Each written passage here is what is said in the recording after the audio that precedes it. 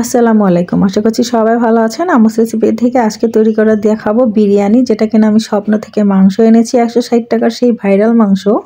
160 টাকার ভাইরাল মাংসতে অনেক ভালোই লেগেছে আর মাংসটা খুব ফ্রেশ ছিল। তো আজকে আমি আপনার সাথে সেই বিরিয়ানি রান্নাটাই শেয়ার করব। তো এই মাংস দিয়ে অনেকে অনেকভাবে অনেক কিছু রান্না করেছে। আমি বিরিয়ানি রান্না করেছি আর সেটাই আপনাদের সাথে আজকে দেখাবো। আশা করছি রেসিপিটা পুরো প্রথম থেকে শেষ পর্যন্ত দেখবেন। আর একেবারেই ঘরোয়া মশলা দিয়ে খুব সহজেই আমি তৈরি করে নিয়েছি এই মজাদার লোভনীয় বিরিয়ানি। আজকে এই মাংসগুলো দিয়ে বিরিয়ানি রান্না করব। এগুলো হচ্ছে স্বপ্ন থেকে নেওয়া। এখানে প্রায় 10 পিস মাংস আছে, সাথে একটা হাড় দিয়েছে। তো আজকে এগুলো দিয়ে বিরিয়ানি রান্না করা হবে। আমি এগুলোকে একটু কেটে নেব। যেহেতু বিরিয়ানি রান্না করা হবে সেজন্য আমি মাংসগুলো একটু ছোট ছোট করে কেটে নিচ্ছি। একটাকে 2 পিস করেছি। তো এই তো আমার মাংস কাটা হয়ে গিয়েছে। আলুগুলো এখন আমি ভালো করে কেটে নেব। আর বিরিয়ানিতে তো আলু হলে খুব ভালো একটা কম্বিনেশন হয়। তো প্রথমে আমি রান্না করার জন্য মাংসগুলো ধুয়ে নিয়েছি। এখন একটি পাত্রে তেল দিয়ে নিব পরিমাণ মতো। তেলটা যখন গরম হয়ে আসবে এখানে আমি 1 বাটি পেঁয়াজ দিয়ে দিব আর 2টা তেজপাতা একটু ছিঁড়ে দিয়ে পেঁয়াজগুলোকে ভালো করে ভেজে নেব।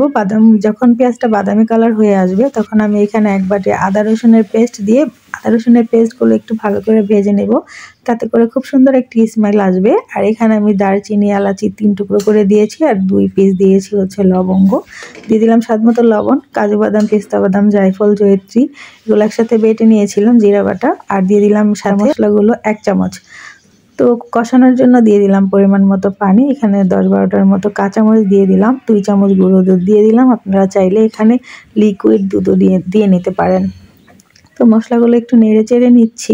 মশলাগুলো খুব ভালো করে কষিয়ে নিতে হবে, এতে করে মশলা থেকে খুব সুন্দর একটা স্মেল আসবে আর কাঁচা গন্ধটা চলে যাবে। তো আমি ভালো করে কষিয়ে নিয়েছি যে পর্যন্ত না মশলা থেকে তেল উঠে আসবে। তো এই তো আমার মশলা কষানো হয়ে গেছে। এখন আগে থেকে ধুয়ে কেটে রাখা মাংস আর আলুগুলো একসাথে দিয়ে নিলাম। তারপরে এই মাংসগুলো আমি একটু 2-3 মিনিট এমনি কোনো রকম পানি ছাড়া কষিয়ে নিব।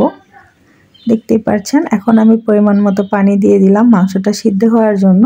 আর এটাকে খুব ভালো করে নেড়েচেড়ে ঢাকনা দিয়ে ঢেকে রেখে দেব 10 থেকে 15 মিনিটের জন্য। এখন ঢাকনাটা উঠিয়ে আমি একটু নাড়াচাড়া করিয়ে দিব যাতে করে নিচে থেকে লেগে না আসে। তারপরে আমি আবারও এটাকে ঢাকনা দিয়ে ঢেকে রেখে দেব আর 10 মিনিটের জন্য।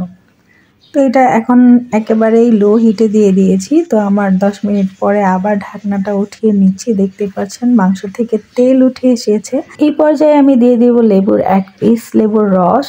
তো দেখতে পাচ্ছেন দিয়ে দিয়েছি। মশলাটা খুব ভালো করে কষিয়ে এসেছে। এখানে আমি প্রায় 250 থেকে 300 গ্রামের মতো পোলাও চাল নিয়েছি, যেটা কিনা 5 মিনিট ধুয়ে ঝরিয়ে রেখেছিলাম।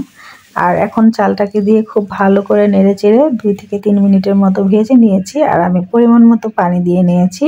আমি পানিটা মেপে দেই না। তো এখানে আবারও 5 থেকে 6টার মতো কাঁচামরিচ দিয়ে দিলাম। একটু মনে হয়েছিল লবণ কম হয়েছিল, তাই আর একটু লবণ দিয়ে দিলাম। আর দেখতেই পাচ্ছেন পানিটা প্রায় শুকিয়ে এসেছে।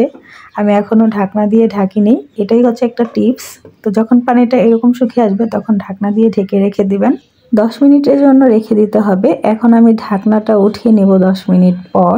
তো এখন চালগুলো উপর নিচ করে দিচ্ছি, এতে করে চালটা খুব সুন্দর করে সিদ্ধ হয়ে আসবে।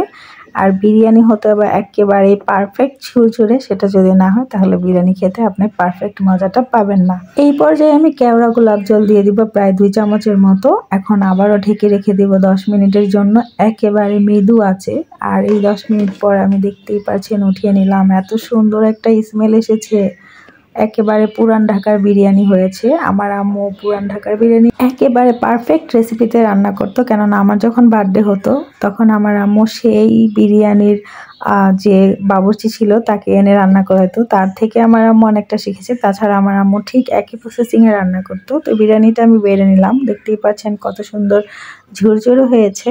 যারা আমার ভিডিওটা এখন পর্যন্ত দেখেছেন, যদি রান্নাটা ভালো লেগে থাকে কমেন্ট করে জানিয়ে দিবেন, লাইক দিয়ে পাশে থাকবেন, ফ্যামিলি ও ফ্রেন্ডদের সাথে শেয়ার করে নেবেন রান্নাটা। এখনও যারা আমার চ্যানেলটিকে সাবস্ক্রাইব করেননি অবশ্যই সাবস্ক্রাইব করে নেবেন। নতুন নতুন রেসিপি দেখার জন্য আমার চ্যানেলের সাথেই থাকবেন। এই প্রত্যাশা নিয়ে আজকের মতো বিদায় নিচ্ছি। ধন্যবাদ সবাইকে। আসসালামু আলাইকুম।